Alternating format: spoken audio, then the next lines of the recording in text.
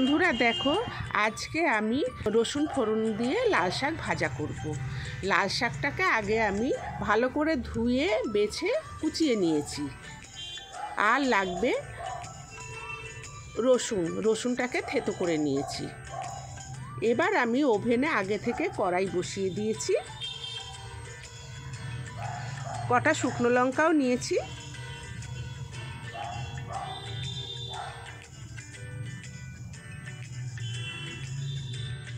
দেখো আমার কড়াইটা গরম হয়ে গেছে। এবার আমি কড়াইয়ে তেল দিয়ে দিচ্ছি।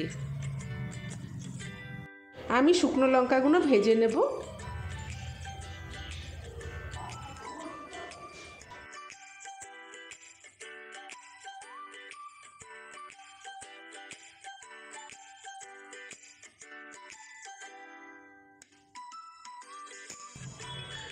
দেখো লঙ্কাগুলো আমার ভাজা হয়ে গেছে। আমি লঙ্কাগুলো তুলে দিচ্ছি বাটিতে।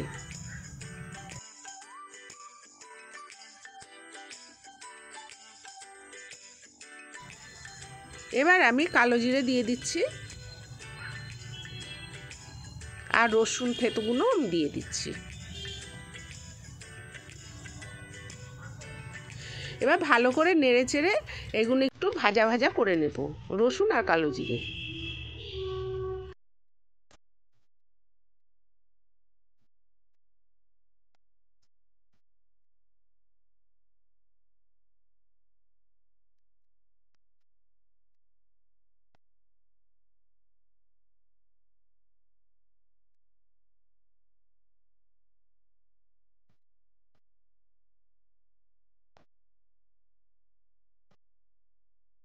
দেখো আমার রসুনগুলো ভাজা হয়ে গেছে। এবার আমি শাকগুলো দিয়ে দেবো। শাকগুলো দিয়ে একটু নাড়াচাড়া দিয়ে দিলাম। নাড়াচাড়া করে আবার শাকগুলো আমি দিয়ে দিচ্ছি।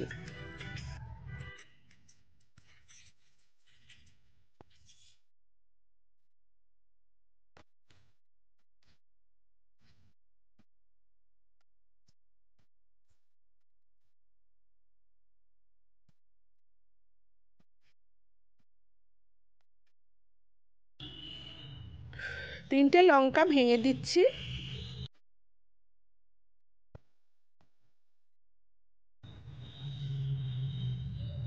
আন্দাজ মতো নুন। এবার আমি শাকগুলোকে ভালো করে নেড়ে নিচ্ছি।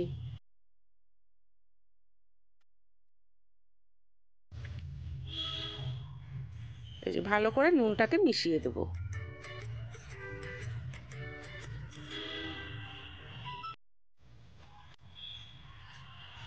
নুন দেওয়া হয়েছে। দেখো বন্ধুরা, কত সুন্দর শাকটা নরম হয়ে গেল সঙ্গে সঙ্গে জল বেরিয়ে গিয়ে।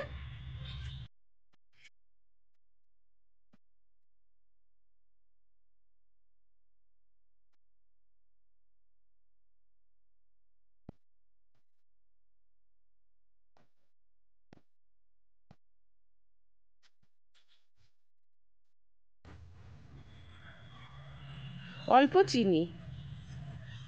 শাকে একটু মানে মিষ্টি হলে শাকের টেস্টটা ভালো হয়, ওই জন্য অল্প চিনি দিয়ে দিলাম। দিয়ে আবার একটু নেড়ে দিচ্ছি।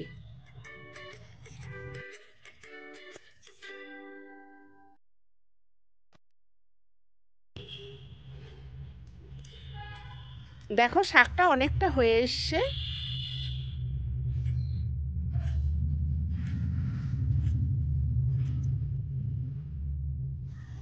আবার ভালো করে ভাজা ভাজা করে নিচ্ছি।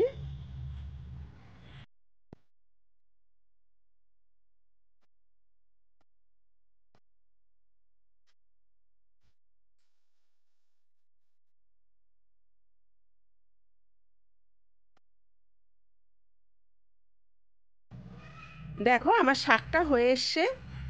আর একটু নাড়াচাড়া করে আমি শাকটাকে নামিয়ে দেবো।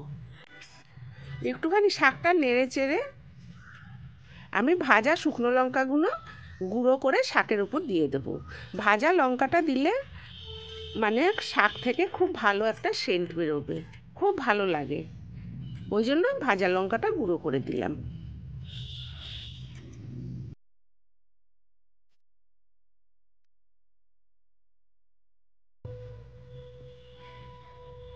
দেখো আমার শাক ভাজা হয়ে গেছে।